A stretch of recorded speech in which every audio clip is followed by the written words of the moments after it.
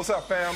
I'm Michael Smith. He's Michael Holly. Welcome to Brother from Another, or the best of Brother from Another. And let me tell you, that's a really challenging endeavor. I mean, Michael, we spend 2 hours a day, 3 to 5 Eastern, 5 days a week on Peacock TV, having what we like to think are pretty interesting conversations and exchanges. To narrow that down to one best of show, whoo, man, you know it's about to be flames. It's going to be challenging. We don't have short conversations. I think we have conversations that have some impact. We'll let you be the judge. Enjoy what you see here. We have had semblances of this conversation, feels like several times on this show, but it does bear repeating. If Patrick Mahomes never plays another down, he's one of the greatest to ever do it. Hands down. Right now.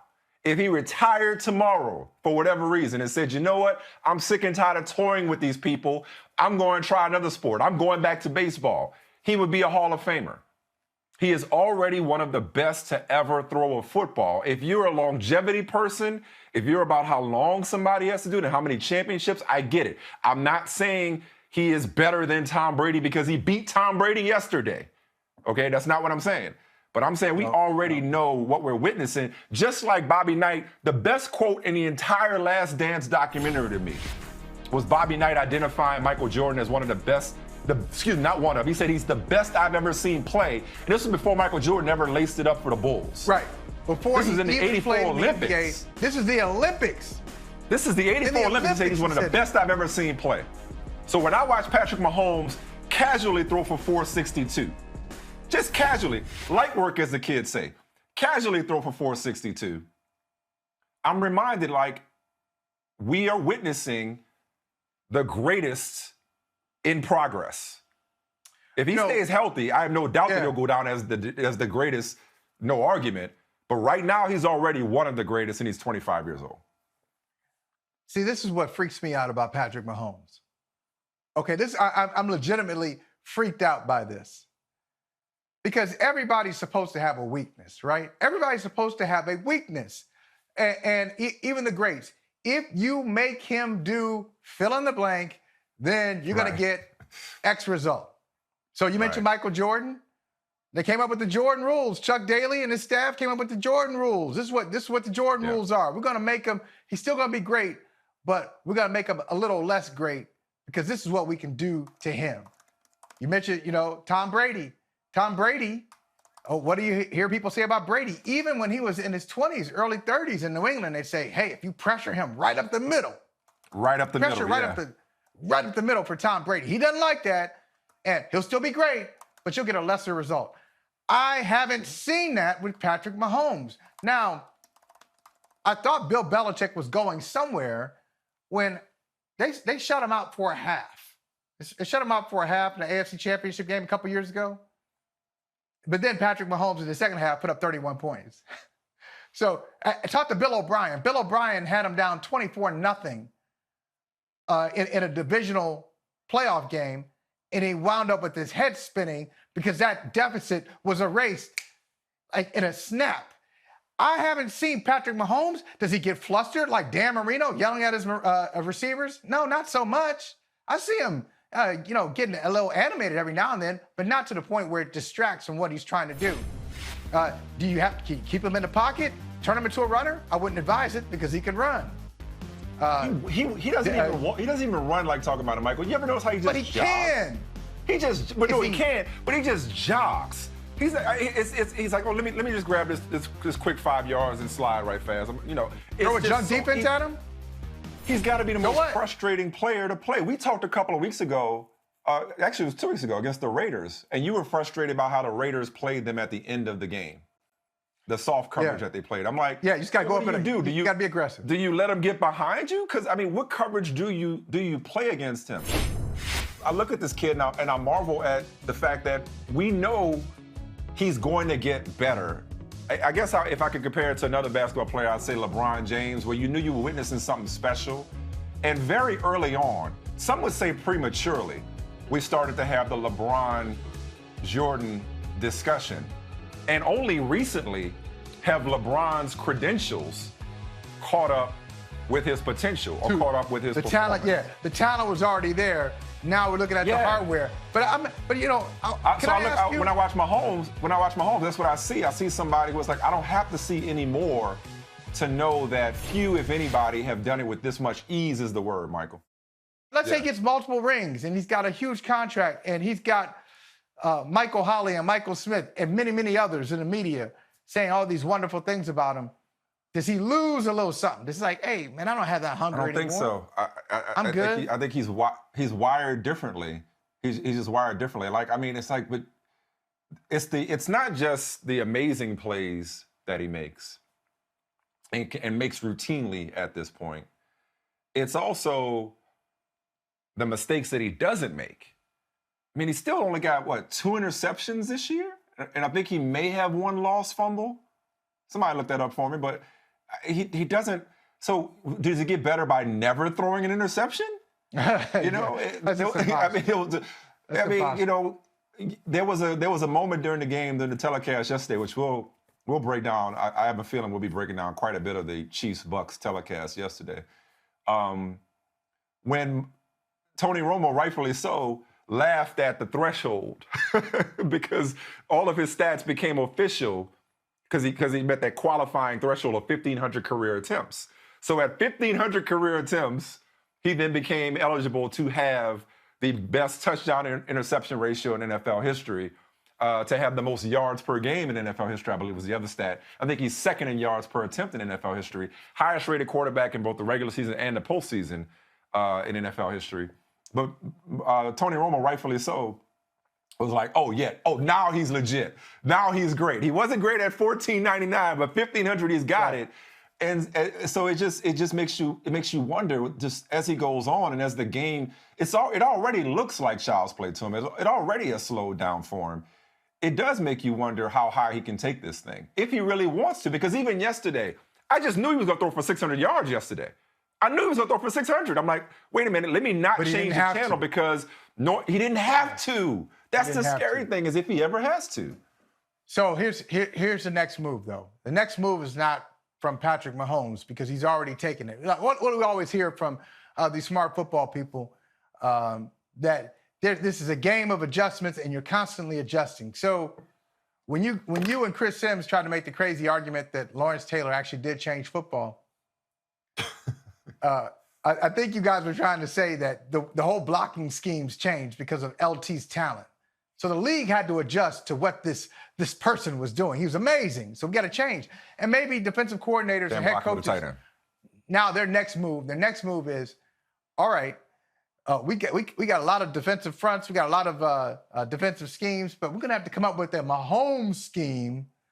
So it's going to have to be some type of scheme where we say, all right, we're going to have to live with one thing, one kind of performance from Patrick Mahomes, but we're taking away something else. I don't even know what it is.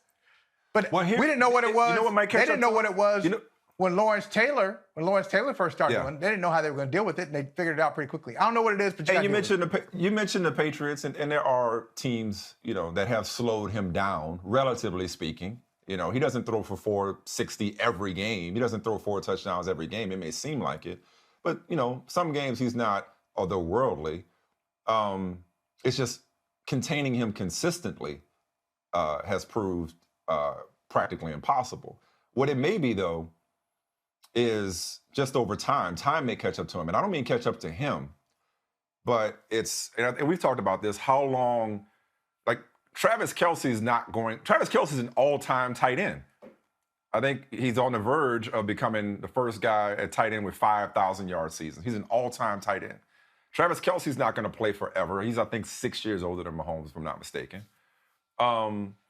Maybe they're not able to keep the same caliber of supporting cast around him. Maybe Andy Reid doesn't coach forever. I know he just did that extension recently.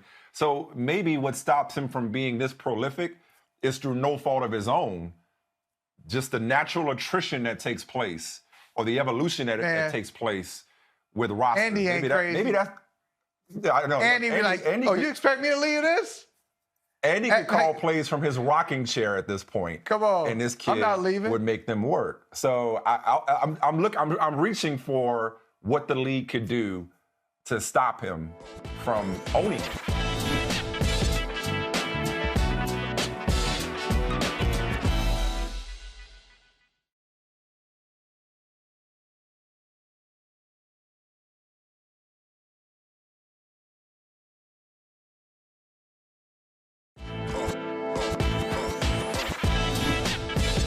65 years ago today, the late, great Rosa Parks, in the simple act of defiance of not giving up her seat on a Montgomery, Alabama bus that was segregated at the time. She was taken to jail, and the Montgomery bus boycott, the 382-day, I believe, Montgomery bus boycott took off, as did the civil rights movement at the time, led for the most part by the late, great Reverend Dr. Martin Luther King. So a landmark watershed day in our nation's history, 65 years ago today, the beginning of the Montgomery bus boycott. And the rest, as they say, Michael Holley, is history. Yeah, thank you, Rosa Parks. I think we should always say that. I never get tired of saying that. Can't say it enough. Thank you, Rosa Parks. And also thank you, Mike, citizens of Montgomery, Alabama, because we talk about Rosa, and I saw on your feed, there's some other people we don't talk about, like Claudette Copeland, and I'm sure you'll pick up on that in a little bit. There are many people who made this possible. You talked about the length of the boycott. You can't have something like this with just one courageous person, and she absolutely was, and I thank her for that. But you can't pull off a boycott of that magnitude and that length without a lot of people being involved, a lot of people being committed to it. And I think that is one of the most amazing parts of that whole story, is that it went on. This was a tremendous economic shutdown. It was a challenge to the system, and the system lost. So let that be an inspiration to somebody. When you're doing something in the name of justice, in the name of righteousness, and you feel like the system is against you, you have to figure out what's important to that system, and then you can turn against it and you can turn it over. And that's what happened in Montgomery, Alabama. Yeah, I mean, to your point, one of the hallmarks of the civil rights movement that should be recognized, appreciated, and it's studied and cited quite often, is the level of organization and sophistication that took place. These weren't spontaneous acts of resistance. This, whether it's lunch counter sit-ins or freedom riders or boycotts, the level of sophistication and the level of preparation that these activists and these protesters submitted themselves to in order to endure what was on the other side is just incredible. It really is. And there are two angles of the Rosa Parks story in particular that I like to kind of highlight. One is the angle of, she was just tired from a long day's work. And she clarified and corrected that. Like, no, I wasn't tired from a long day's work. I was tired of being oppressed. I was tired of systemic racism in the form of segregation, sitting on a bus. So when they told her to get up, it was her and two other people. They told them to get up and move because the bus driver at the time could move the sign, move the whites only sign back as needed for more passengers. She got up with the other two and went and got in the window seat. And that's the famous picture of her, sitting in a window seat. So she wasn't just tired physically. She was sick and tired of being sick and tired, as we still are 65 years later. That's right. The other one, and you referenced it, and I wanted to give her some acknowledgement, is Claudette Colvin. Claudette Colvin was 15 years old, and 9 months earlier than Rosa Parks, she was removed and arrested in Montgomery for not adhering to the segregation policy at the time. And her story isn't as well known for a lot of reasons. One, at the time, again, she was 15 years old, it was 9 months earlier. I believe she was actually pregnant. And so the thinking was, the thinking was that she was a teenager who was pregnant and therefore carried less credibility than an adult, that people would respond and resonate more with Rosa Parks if she was, quote unquote, the right one. And to kind of connect it to sports a little bit, there were plenty of players who were more than capable of integrating Major League Baseball prior to Jackie Robinson. But remember, the thinking was that he was the quote unquote right one. And so Claudette Colvin, teenage and pregnant, wasn't seen as somebody that could be a face of this movement the way that Rosa Parks in her arrest was. And it really speaks to something that we deal with today, Michael Holly, whether it's, trial by media or trial on the spot in the middle of the street by police, is that Black people have always had this added burden of having to be perfect in order to even so much as have our humanity recognized.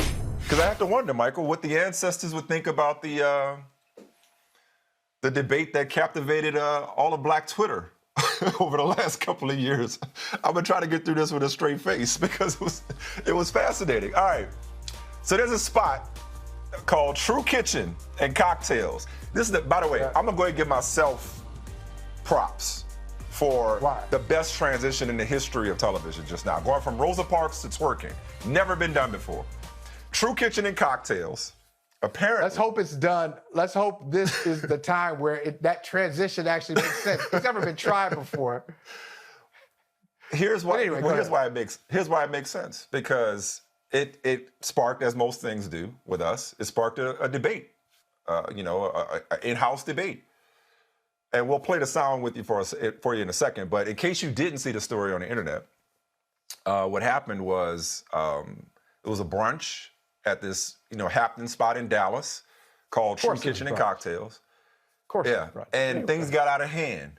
Let's just say DJ, dropped some cash money for the 2000 type playlists, whatever. Come on now. And some young ladies decided that the occasion called for some twerking.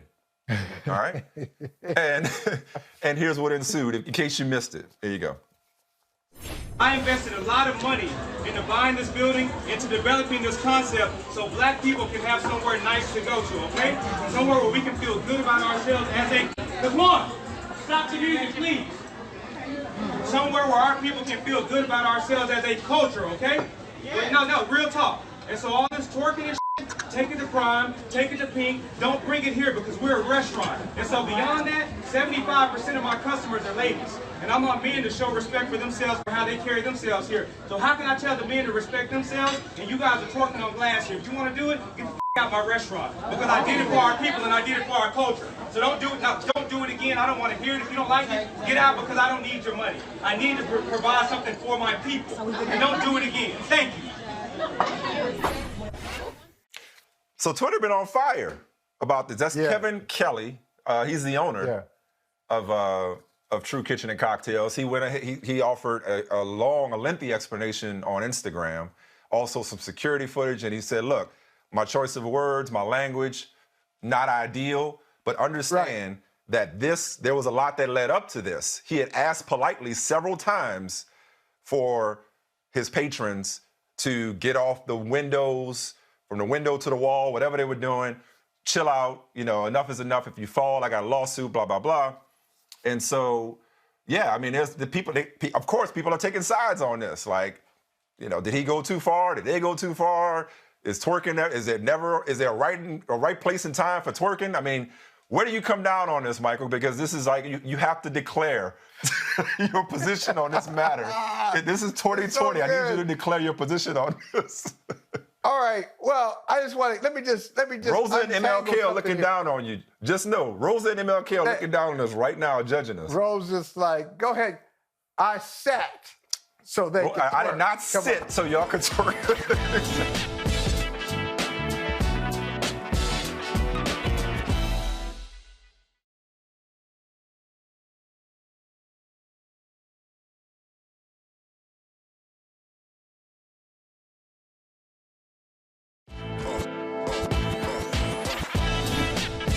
Talked about the Steelers, and I think I've kind of flipped from last week, because last week we kind of went in on them after their game was moved from Thanksgiving night to Sunday afternoon at the time. They had a couple more moves after that, but that was the first move, Thursday to Sunday. And they were all on social media saying, hey, this is some BS, this is crazy, what's going on? We were like, hey, deal with it, this is COVID and all this stuff. But if you really think about what the Steelers are going through, what they've gone through this season, they did have their bye week taken away from them. And we all know, whether it's football, a physical sport, or yapping on TV nonsense like we do, whatever it is, you need some time. Everybody needs some time every now and then just to recharge, just to step away from what you've been doing and to go back at it. They had that taken away from them. And this Baltimore situation has nothing to do with them. And it's not necessarily, oh, COVID happens. Like that's our default now. Well, hey, you know, it's COVID times, things happen. No, in these COVID times, they didn't do what they were supposed to do. And because they didn't do what they were supposed to do, I got some stuff for you on that. Yeah. Pittsburgh went from Thursday to Sunday to Monday to Tuesday to Wednesday at 3:40.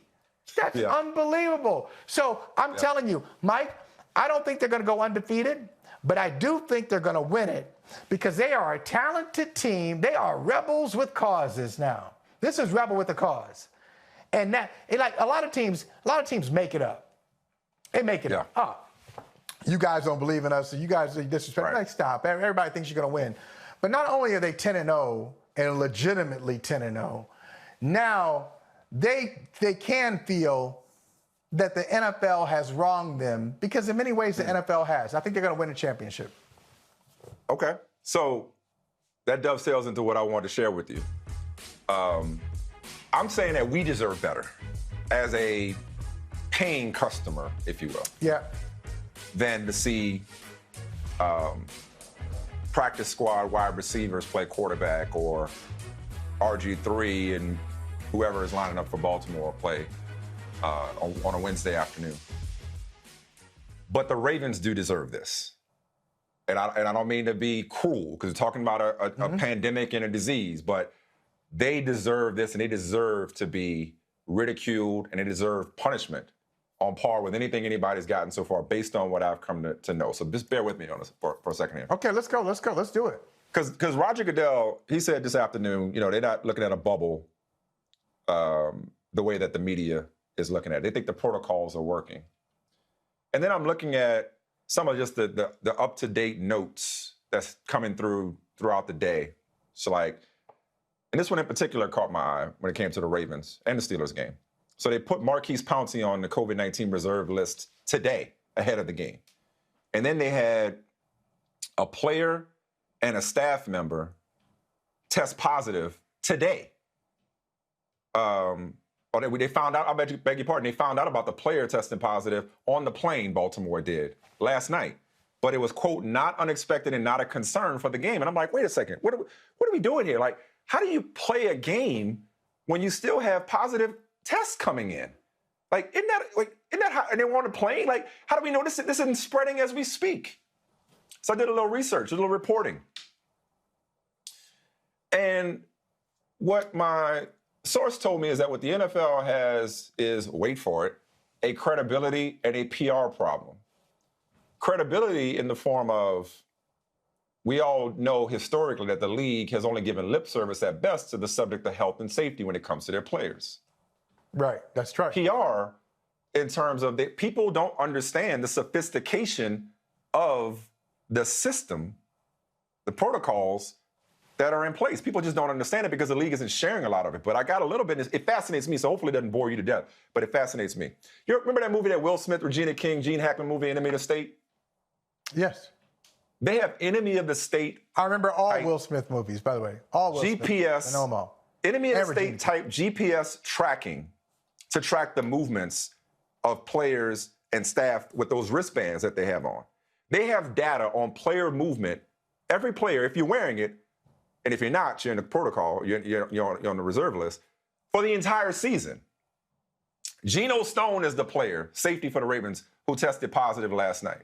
Or who tested positive, and they found out about it on a plane last night. He's the one that they didn't have any concern about. You know why?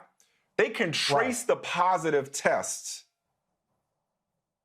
to when exposure took place.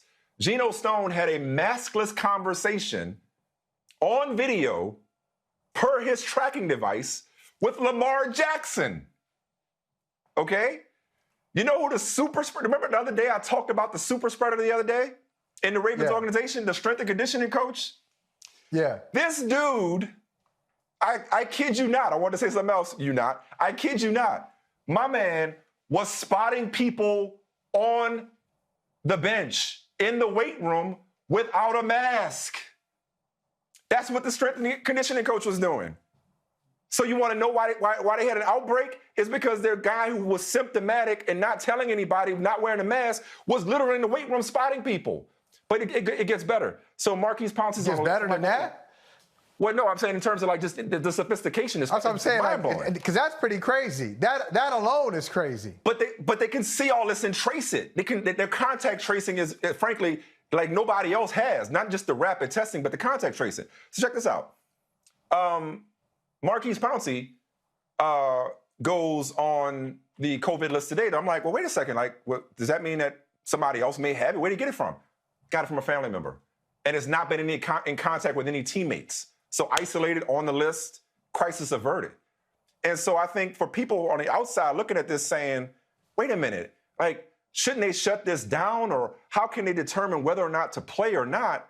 They know more than they let us know about how to isolate this thing, how to identify the source of it.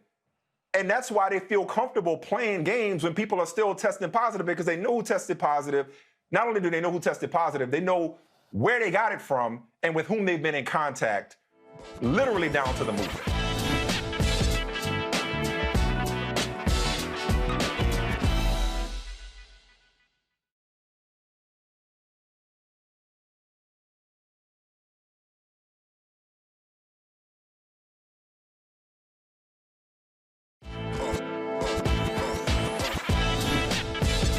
Russell Westbrook going from Houston to D.C., John Wall going from D.C. to Houston. Not just John Wall going there, but a first-round pick, a protected first-round pick. I get it. That's big. But a first-round pick going there. And the only thing, Mike, I don't understand here. Well, I don't understand a couple things here. But just maybe I can help you. The little side piece here is that Washington dealt as if it didn't have leverage. Like, don't you know James Harden didn't want Russell Westbrook there anymore. They were going to move one of those guys. They were pretty much locked up contractually. They don't have any draft picks. So you don't have to do what you don't want to do unless the Wizards thought that something else was happening that we're not aware of. I'm not sure what it is. They didn't have to give up a first-round pick to get Russell Westbrook is my point. I'm interested that you say that because both of us are Westbrook fans. Yes. One of us just happens to recognize his flaws a little bit better than the other one. Yeah. But I thought that would be a no-brainer from your perspective, at least, because the best player in the trade is Russell Westbrook. Not just the best player, Russell Westbrook, but the healthiest player. So I get the first-round sweetener if you're Washington and you want to move on from your former number one overall pick and your former face of the franchise, who, while younger, is not as good, a better shooter, which isn't saying much, but not as good. And you move on from him and bring in a guy who your head coach is quite familiar with. I mean, I think if you're the Wizards, you upgraded, so that first-round pick is a price worth paying.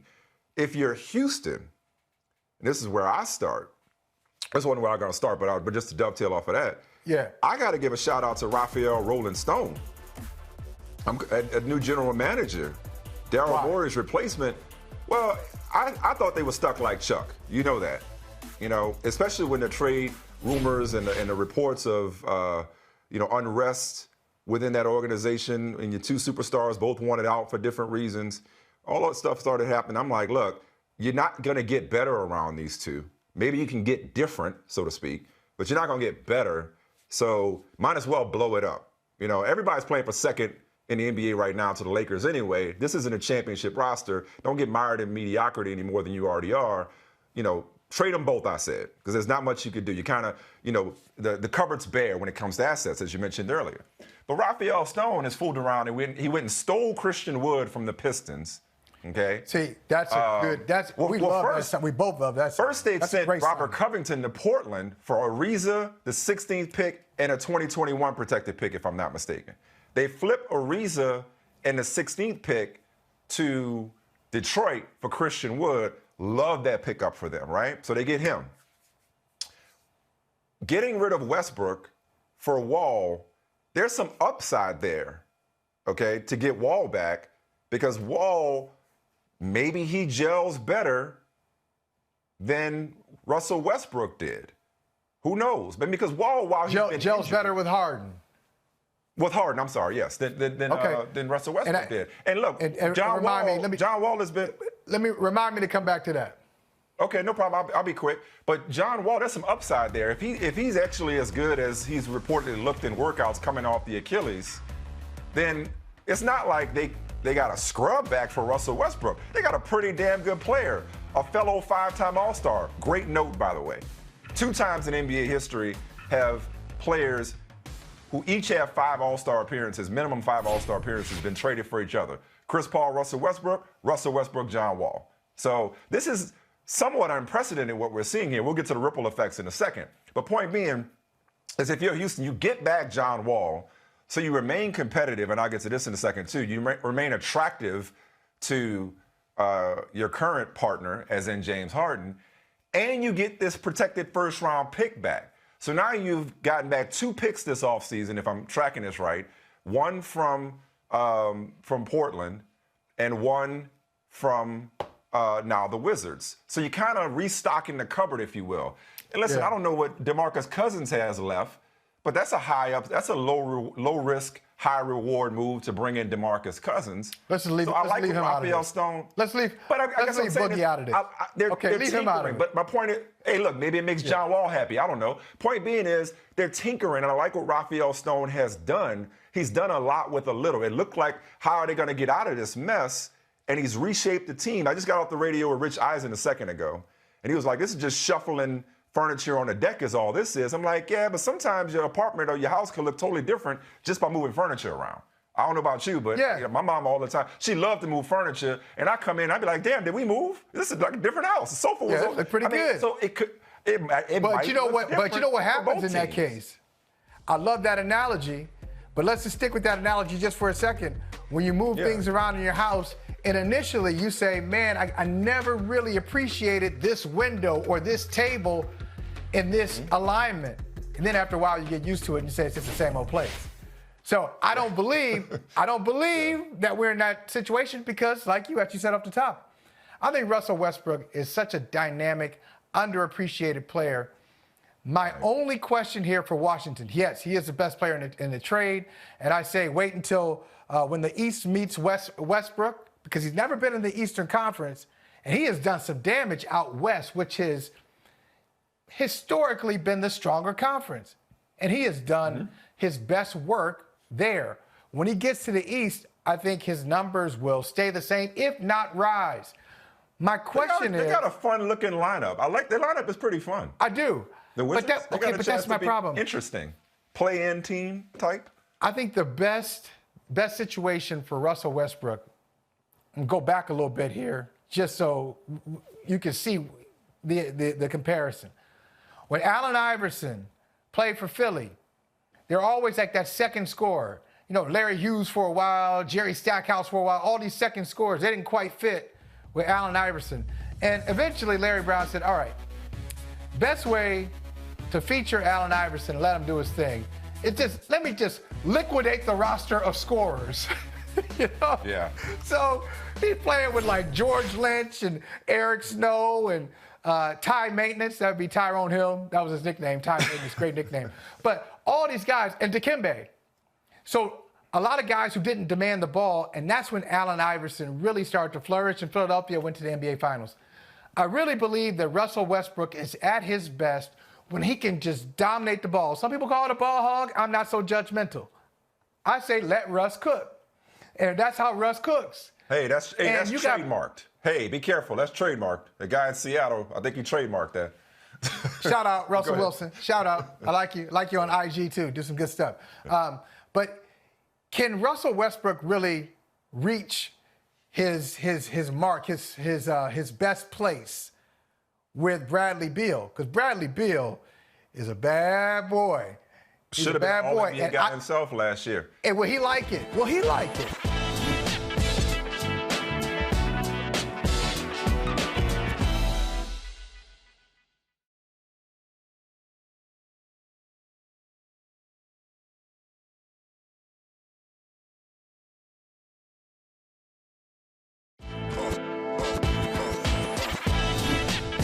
You and I have already crowned the Lakers. We've declared that everybody is playing for second.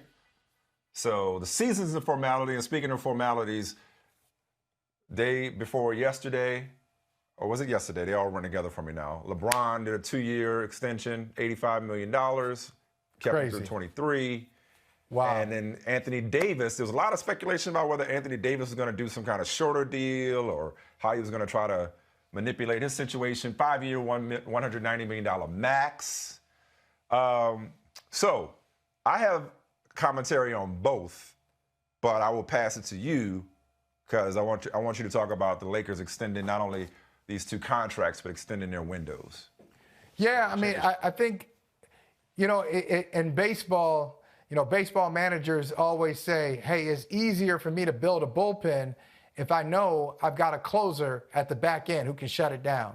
So once I know I got that guy at the back, I can go forward and build the rest of my bullpen. And just like a pitching staff, your pitching staff is good. You got an ace, and if you got a number 2, oh, you're good. I mean, really, you're good. You think about the postseason. Everything else falls into place. You don't need 5.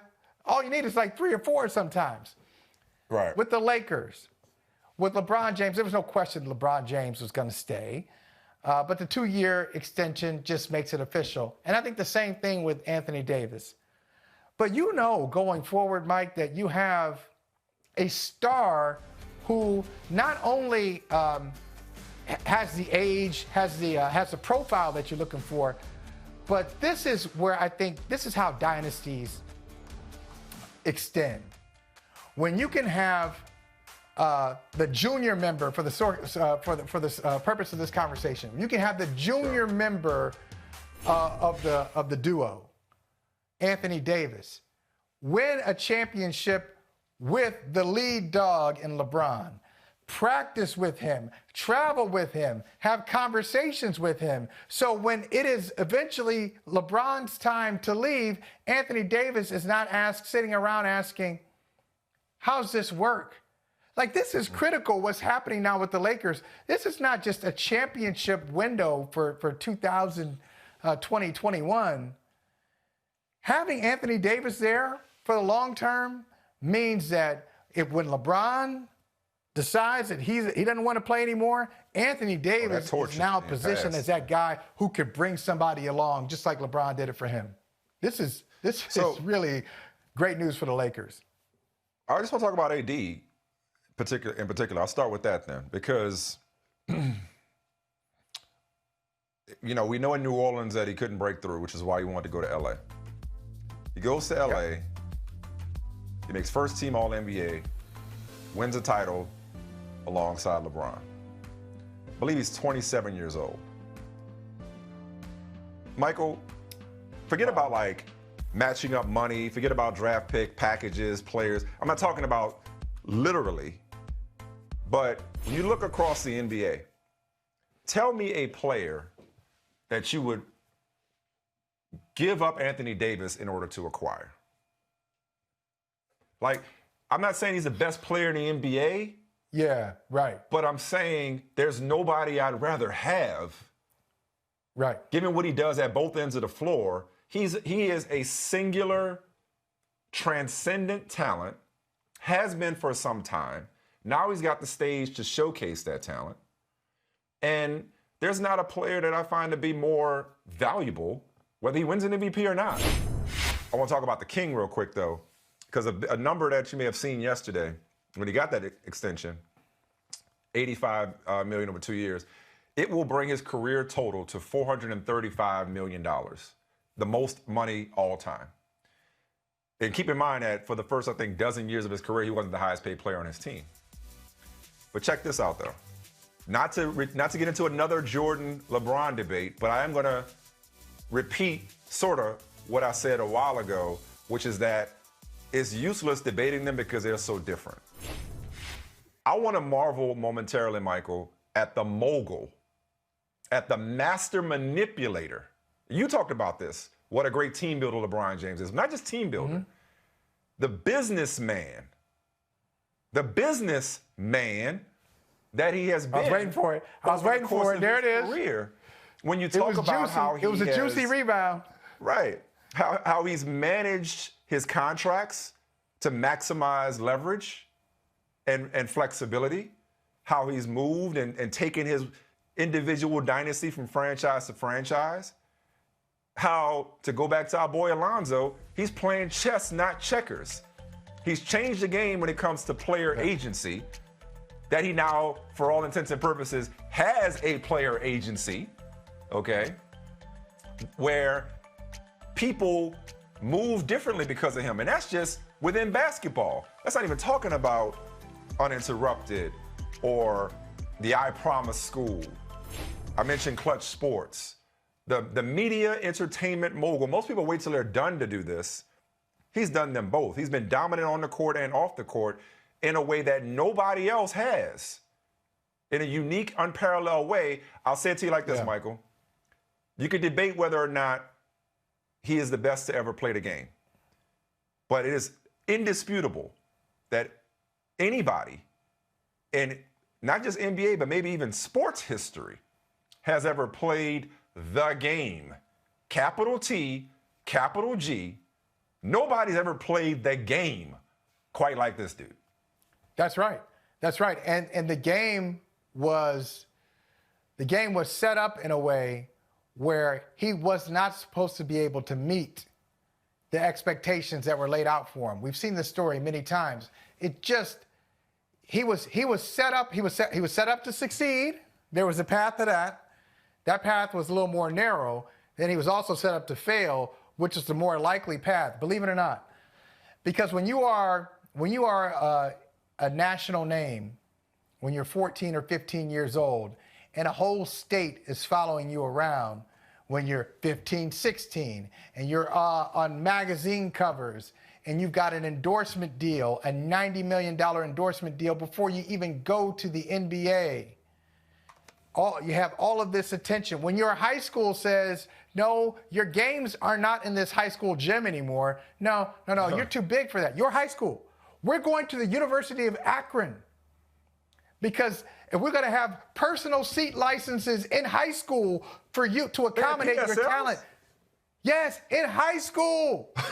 I don't know if I remember that. So all of these things, and you're the number one pick, and you're playing for the local team, at some point, a hater will look at that and say, well, the guy can't be that good. Come on now. Come on, $90 million. Come on. The guy never played in the league, all this. And he exceeded. Think about those expectations that were set for him, and he exceeded that.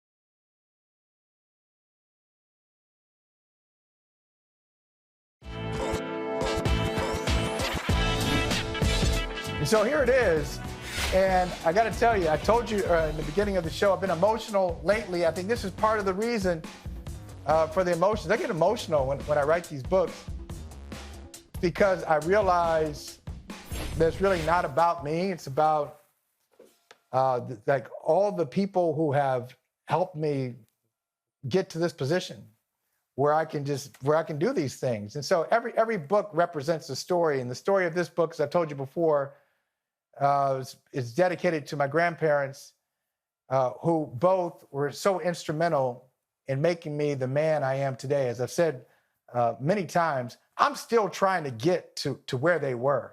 Because I'd always look at their lives and say, wow, you did this when you were 20, you did this when you were 30. Yeah. Here I am, older than 20, older than 30, and saying, man, I'm not where I am now as an adult, where they were coming up. So very inspiring. My grandparents, just like they've inspired me to achieve. And then the other thing is, this book represents overcoming fear. Believe it or not, it's my first basketball book. I say believe it or not because I covered basketball for many years, and it's the sport I played, in quotes. It wasn't very good, but it's the one sport that I was really obsessed with as a kid. Yeah. But I was afraid to write a basketball book. There's so many good basketball books out there, and I'd always come up with excuses of why I wasn't going to write a book. And this one took the first note on this one 8 years ago. Why? Fear. Fear. I come up with all kinds of excuses. So now that I've overcome this fear, I feel like I'm just starting.